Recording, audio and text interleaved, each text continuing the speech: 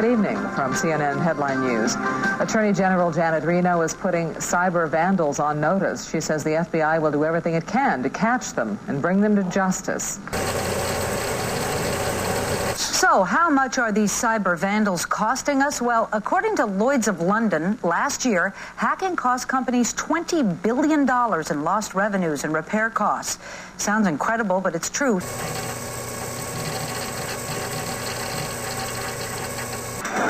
You've been hearing about whiter whites and brighter colors for years. So which detergents really deliver? Find out.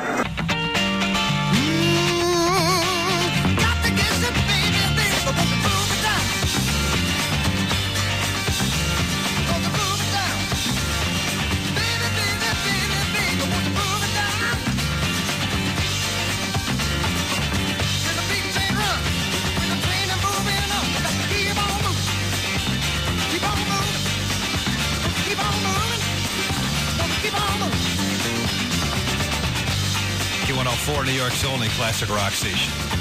Doobie. Magníficas tarifas a Latinoamérica.com, the only search engine that...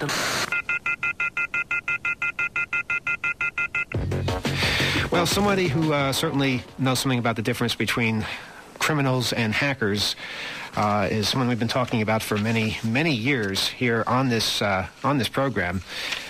He's the center of the whole Free Kevin movement, and of course that would be Kevin Mitnick himself. Kevin, are you there? I'm here. How you doing? Doing a lot better than I was a few weeks ago.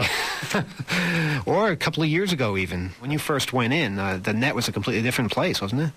Yeah, I think the Mosaic was at version 1.0, and people were using links. I mean, the internet has completely boomed while I was in custody. I remember seeing that article 5 years ago, the front page article. We're not talking about the one that on July 4th, 1994. We'll get to that one in a little bit. But the one on February 15th, 1995 by John Markoff that basically was giving the details of your arrest in North Carolina. In the first paragraph, they said that you were caught with 20,000 credit card numbers, and I think it was 19 paragraphs later that he mentioned that there was no indication that you had ever used any of them. Don't just go blaming somebody without evidence. They say, oh, hackers did this. No, but sure you can.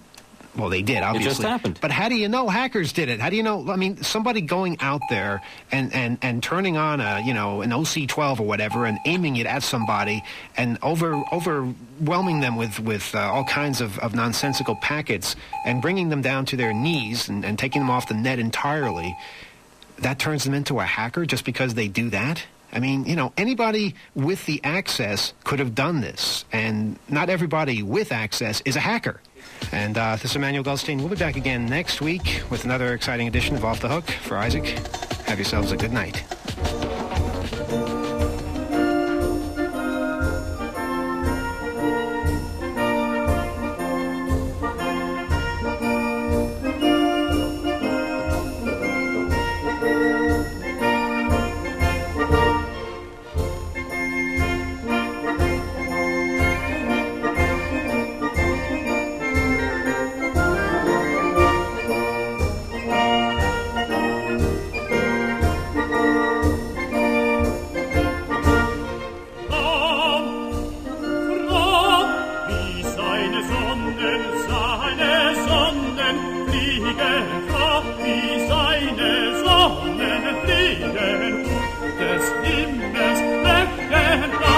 I'm Eugene E. Kashbarev.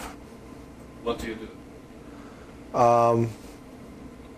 That's really a good question. I've done a lot of things. I've driven a tow truck. Got very good at driving tow trucks at one point in my life. I'm probably better known for the work that I do with computers. I built my first computer when I was 10 years old. I played a lot with computers when I was a teenager. In my early 20s, I did some work in medical billing systems. I did some work for the United States government. Then I went back to driving tow trucks. It is widely held that mankind has got basic rights. For the most part, those basic rights that are represented in the Bill of Rights, added to the U.S. Constitution and copied by constitutions around the world. Of those rights, two of the ones that I feel are the most important are the freedom of speech and the freedom to privacy. Both of these rights are the freedoms of communication. And I believe strongly in those rights. The internet has been a societal revolution. And the reason the internet's been a societal revolution is that it has changed the way, fundamentally, that we as a worldwide society communicate. Many people feel that the internet is a free international communication medium, when in fact it's not. The internet as we know it today is controlled by the United States government.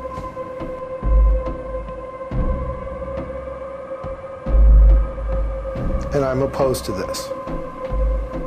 The United States government, through its contracts and programs, controls everything from IP address allocations to who has overriding authority over the domain name space. In addition, they govern how the Tier 1 internet providers can do business. Ultimately, this ends up translating to total control of the internet.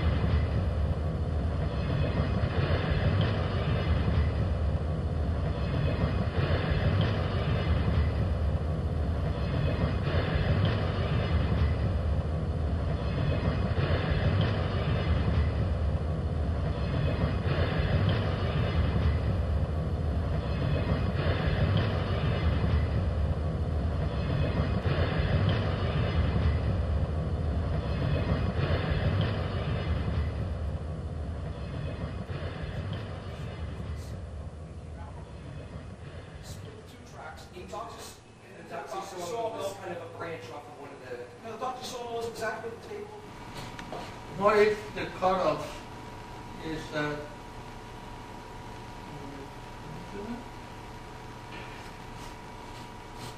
You see, if we got rid of this switch, and these two tracks, 3 tracks, including the pink one, rose 2.5 inches, then we could duck underneath them here, only 1/2 inch down. So the Gifford City approach rises to here and then falls again. Not to let this guy get through, but to let the Alvar cutoff get through under this edge. Right. That's correct, yeah. A lot of electrical engineering hackers joined the club to work on this, or its predecessor. This is an electromechanical system.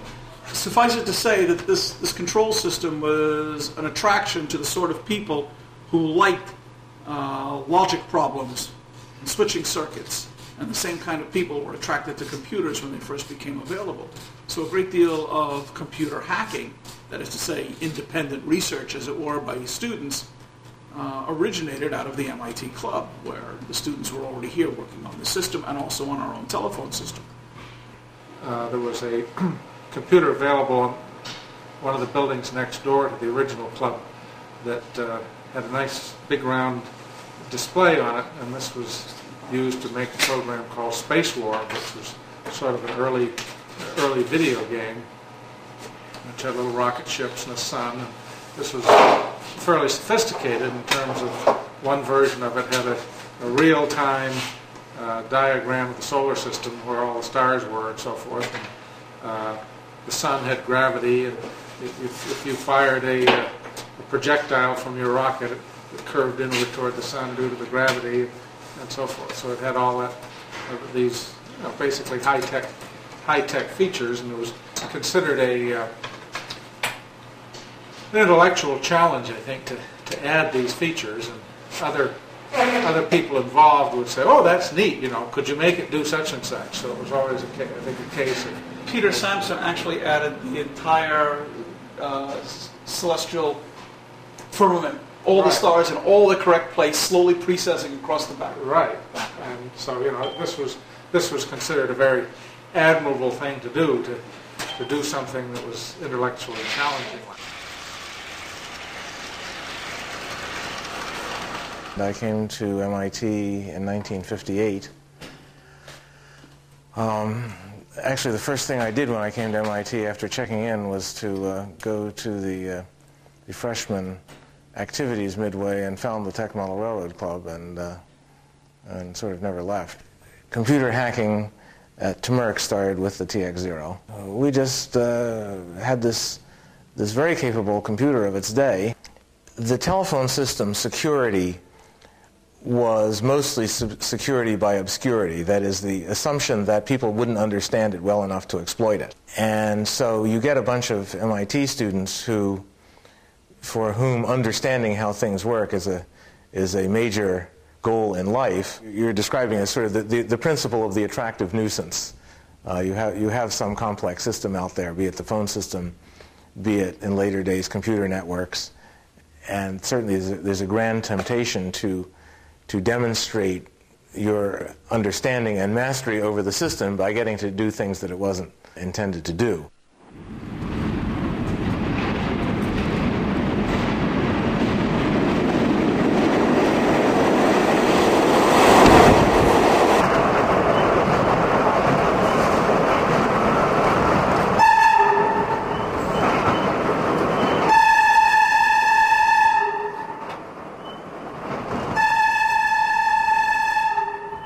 Four or 5 years ago, I got my first computer. It was a used 486 SX33.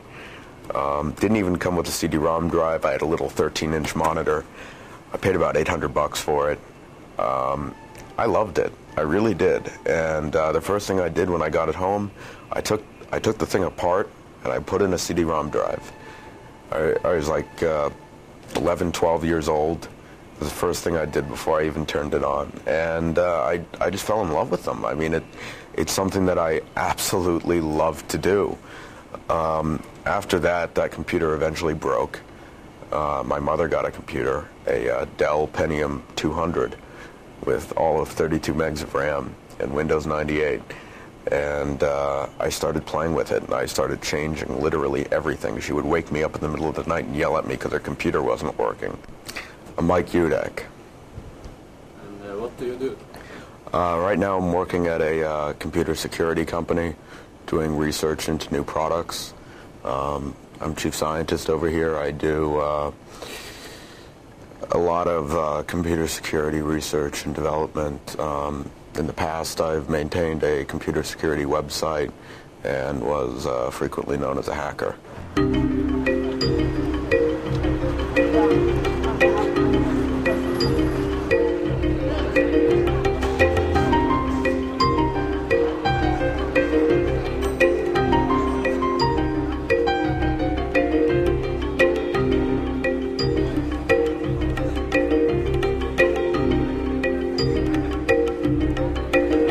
Definite community, but I think that the community is more made up of people who wish to be hackers than it is of actual hackers, the public community at least.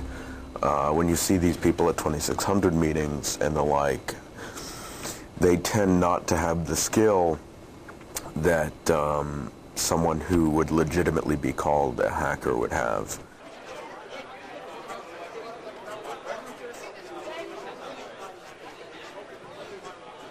Talk to a lot of people in the area, a lot of people I can't really talk about who have done things that they shouldn't have done, whether they be gray hat, black hat, or white hat. Some of whom have been arrested, some of whom have not. It's a difficult area to be in, especially because more often than not, the FBI will assume you guilty before proven innocent, and therefore, a lot of these people keep very low profiles. You won't see most of the more skilled people at a 2600 meeting, for instance. And there's good reason for that. It's because they're not, there's a saying that the best hacker is the one you've never heard about, and it's very true. The hackers tend to be loners, but only in society in general, when they're with other hackers, not loners at all.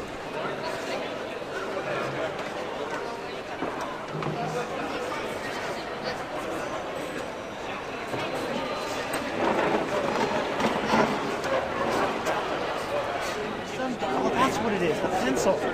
You wedge a piece in there so that it doesn't reset. You're holding down the button, you're holding down the pin, so that it won't do the hardware reset. When you buy that, the thing, the mod chip, that like, the one that you just talking about, they come with a little spring between this, this hole. I think the case against Emmanuel and against the others who have released the DVD crack is ridiculous. You don't sue people when they post a vulnerability to bug track. You thank them. When a vulnerability is discovered, public disclosure is the way that everyone has always traditionally gone in the computer industry. Might otherwise cause trouble off the government's back on a ridiculous intellectual trail. I don't know. Let's see what we got here.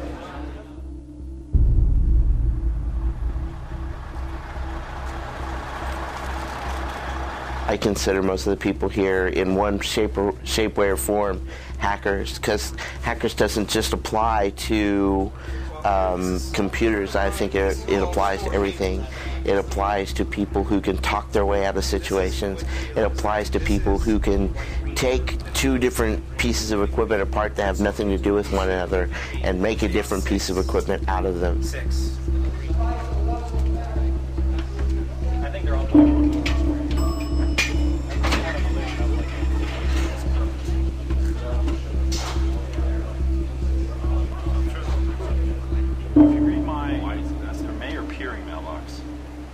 I got my first computer, an IBM PC, when I was 7 years old, and the first thing I did was take it apart, and it made my grandparents' heart jump out of their rib cage because they just paid $7,500 for this thing. So they were miffed, and I said, "Hey, look, I can put it back together, I promise," and I did. And from that time until the time I was able to buy my own PC, they never denied me a new PC, because they knew that, you know, that was going to be it for me.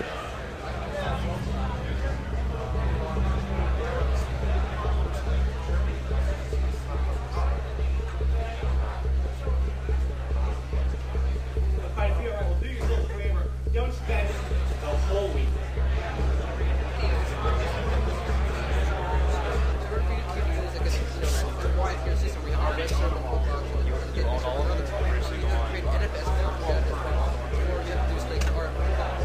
I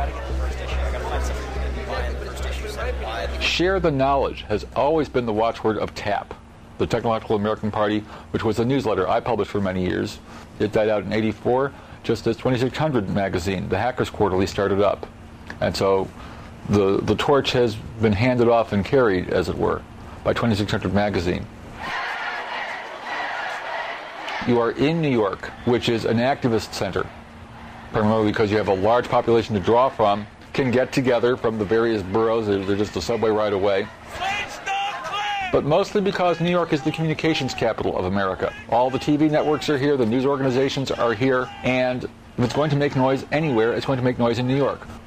And so because it's the communications capital, we get all these political activists, and they happen to come to the technology convention of ours. They get up and they bring their politics into our technical sessions, and so it seems like it's a more political convention. Ask the people running it. We'll go, politics? Huh? What?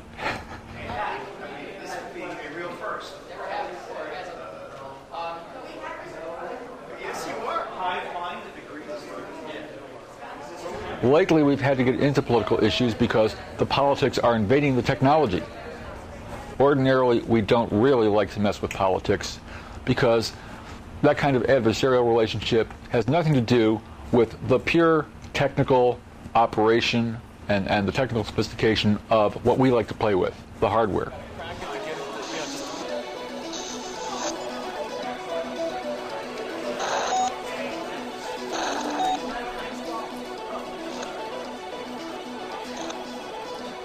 All hacking is hacking away at a computer keyboard until it does what you want it to do. That's all. Our proper title has been usurped by the press and handed off to these 14-year-old twerps that crack into system security, and we call those people crackers because they crack system security.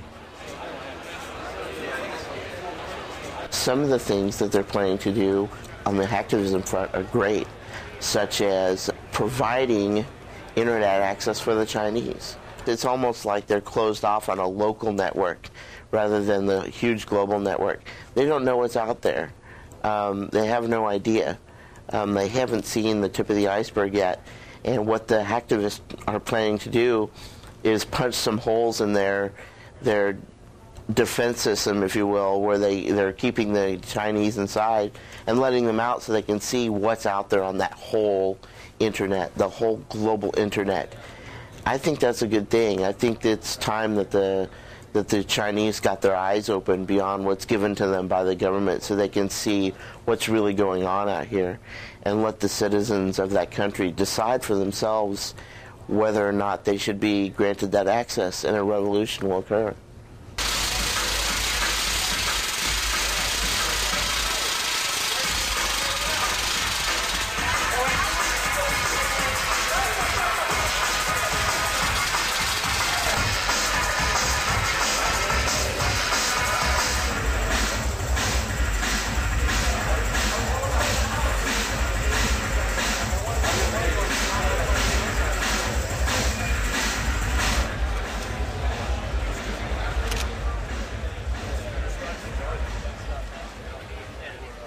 District Attorney has said that I am probably at most just facing a fine. And in Norway, fines are based on income the previous year. And I didn't have any income last year, so... Sometimes a guy is screwed. And I'm terribly afraid Emmanuel might get screwed. But when you look at the solid facts behind the case, the technology behind the case, I think Emmanuel's going to come out on top, and I think the MPAA is just running scared. They started something, they did not understand what they were starting because they don't understand the bits and bytes of the technology, and I think it's going to go back and bite them. If you're wondering why this kid is up here talking about computers that were made 5 years before he was born, the answer is I was always interested in computers when I was very small. And the type of computers that I'm talking about here were the computers that were around then. So I just became very interested in finding out what was around before me and around when I was born. So in the process of kind of having that history lesson, I became very interested in these computers.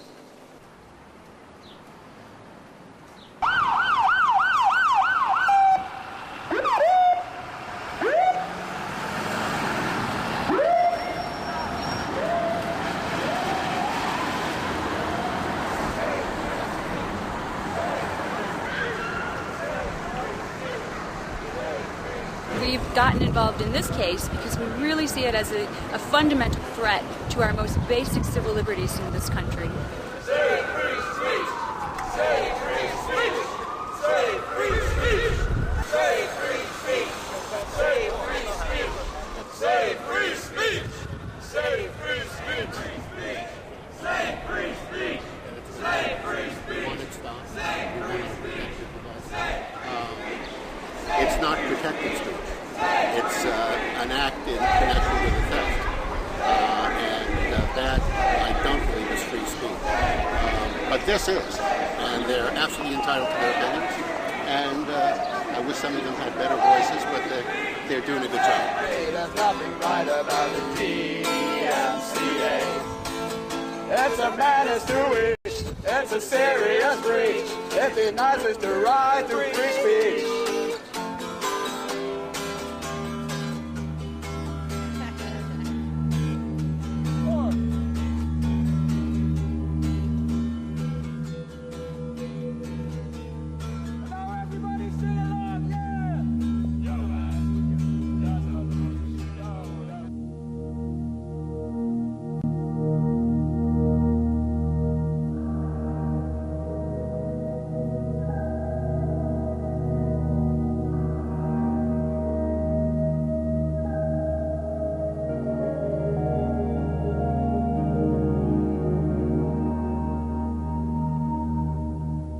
I don't necessarily think it's a counterculture. I think it's a part of culture. I believe in socially responsible hacking. Technology and the deployment of technology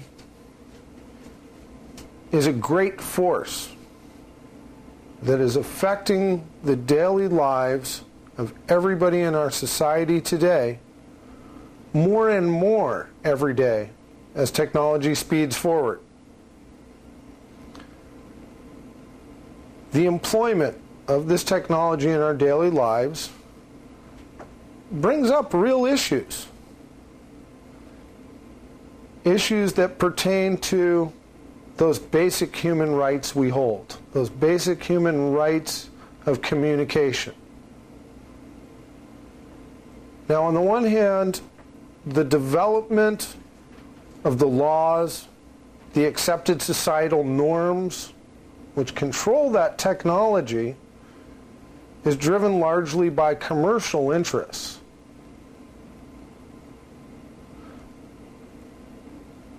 The hackers largely are the people's voice that can be raised up to have an effect on the development of those rules, those laws which govern the deployment of the technology for the people, not for the commercial interests.